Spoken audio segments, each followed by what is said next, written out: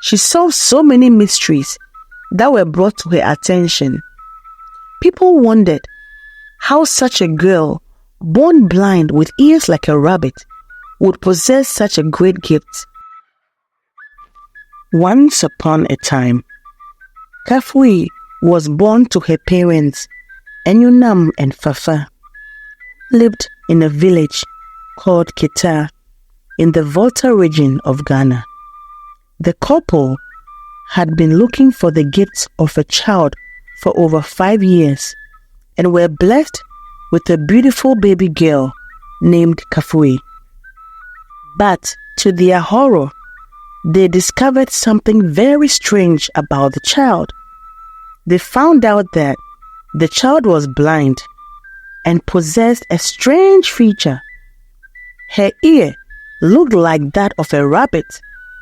The parents could not bear the shame and humiliation of keeping the child. So one day, they decided to abandon the baby at a neighboring village near Kita. They woke up one early morning and walked so many kilometers and found a small stream. She was wrapped in a swaddling cloth and placed in a basket near a river bank. While on her way to the stream that morning, a widow called Mama Mansa, as she was walking towards the river bank, heard a cry of a baby.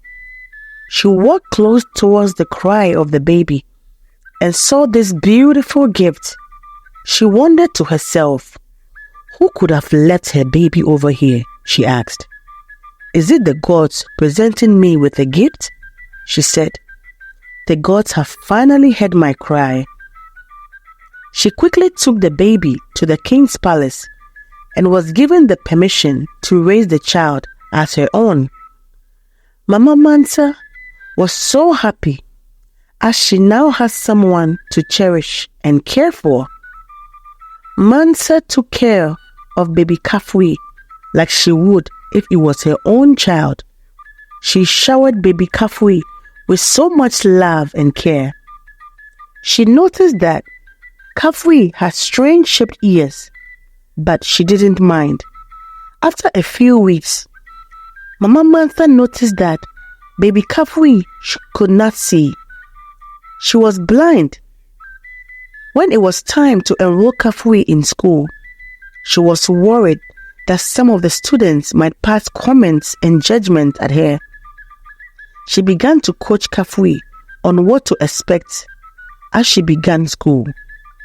All through Kafui's schooling, she encountered so many name-calling like rabbit ear, ridicule, and was laughed at. She did not have any friends in school. She was bullied by her neighbors. She went through a lot but remained strong despite all the mean words spoken against her, making her feel unimportant. She kept her head up. In her teenage years, not wanting to be a liability on anyone, she would help her mother sell tomatoes and other few items in the market square. Anytime Kafui went to the market, she made a great sale, which made Mama Mansa very happy. When Mama Mansa noticed that Kafui possessed such great gifting, anytime she had a dream, she would ask Kafui about it, and Kafui would give her the interpretation and also give her directions as to what to do. The neighbors would consult Kafui about interpretation to their dream and were amazed at such deep revelation and gifts. Kafui would have had vivid dreams about some people in the village. She would narrate her dream to them, and they confirmed exactly what she saw, and it came to pass. She solved so many mysteries that were brought to her attention.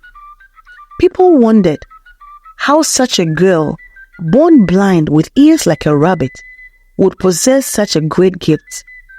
Little did they know that it was the preparation for something greater to come. One hot afternoon, Kafui had a revelation that a neighboring village was about to attack and lay siege on them. so they needed to prepare. When she told the king, he didn't believe it initially. He wondered how a blind girl would see something like that. But the chief told him that he had heard some rumors about her gifts. "Let's do as she said. We have nothing to lose if they don't attack. We have everything to lose if we don't prepare." So the king agreed, and they were made preparations towards the fight. She gave the chief and his wise men instructions. They followed it, and victory was theirs. The king of Ketar asked Kafui how she knew of such future happenings, but her response was that it was a divine gift from God. The king began to gain trust and confidence in her. It was said that many years ago, to be precise, every 25 years, the town of Ketar experienced something very tragic. The village lost the first 10 male borns in the village. The spirit of death visited certain homes randomly, and at the middle of the night, and by morning, lives were lost. It happens towards the month of April, after their festivities. When Kafui saw this, she asked the king, and the next one was about to happen. It's usually a mourning time for the entire village, because the first 10 sons that were born within the past 25 years would die. For some families, it was their only son, and for others, their only child. The wise men explained to Kafui that before it happens, a great darkness would fall upon the land for 1 week, and during that time, no one was allowed or dare to come out of their home. All one could hear were shouts, cries from different homes. Fear gripping the hearts of people. After the spirit of death has taken 10 males, the entire land would look so deserted, dry and gloomy for over 5 years. Kafui lost in deep thought about this, as narrated to her by the wise men, sat down and took a deep sigh. There must surely be an end to this atrocity, she thought to herself. It was almost near to the month, and the inhabitants began to fear. Kafui had seen it, but had not seen the cause and a way out. So she decided to embark on a journey to be alone and seek divine help.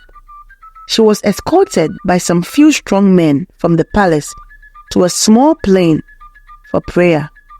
After 4 days, the word of knowledge came, and the truth was revealed to her. Wisdom from God as to how to put an end to this troubling situation was revealed. On the 5th day, the men returned to take her home. As she had told them, she would be staying 5 days and 5 nights. She returned with gladness in her heart and smiles. She gave the chief and the wise men detailed instructions on how to overcome this tragedy. The chief and his wise men were instructed to gather all the widows, children, and orphans to a great feast of celebration. This was filled with lots of praise and joy. There was lots of food to eat, and each woman and child were asked to pronounce and decree blessings upon the land, which they all did. Immediately, it was as though a burden left the shoulders of all the villagers, both old and young. A widow who was innocently accused was buried alive with her kids, had cursed the land, and for years no one has been able to reveal this mystery. So they continued to suffer until Kafui came to their rescue through the help of God. So was the land restored. The time came, but to their greatest surprise, No one male child died. The land prospered. The atmosphere was filled with joy. The inhabitants waited weeks for the evil occurrence, but it never occurred. The curse has been broken. The curse that was placed upon the land of Ketar for many decades now was lifted. The chief sent strong men to Kafui's house. She was carried and greeted with songs of praise and celebrations. Kafui, the blind girl who had ears like a rabbit, the girl who was ridiculed by people, the blind girl who was abandoned by her own parents, is now crowned the chief advisor to the king. She often sat with the king to eat. Her place was now in the palace. Mama Mansa was very happy that she heeded to the call of helping the baby. The king of Ketar built a new home for Kafui and her mother. Their lives changed forever. This news spread like wildfire across the neighboring towns and villages. Kafui's biological parents heard about the news and they came begging their daughter for forgiveness. Kafui forgave them and said she has found peace with her adopted mother. She bore no grudge against them, but she remained with Mama Mansa. She helped them in any way she could. Whenever they came visiting, she welcomed them and treated them well, but she never went to visit them. The moral of the story is that never despise what God has given you. It might not be what you want at the moment, but God knows what you need. Appreciate everything and everyone. It is lack of appreciation that brings about comparison. Don't look down on any child. Treat them all with the same love. The one you despise might be your savior tomorrow. Don't laugh at anyone's disabilities you didn't create. The villagers and Kafui's family thought she was useless because of her disabilities. But God used the foolish things to confound the wise. He used it to glorify himself. The stone that the builders rejected later became the chief cornerstone.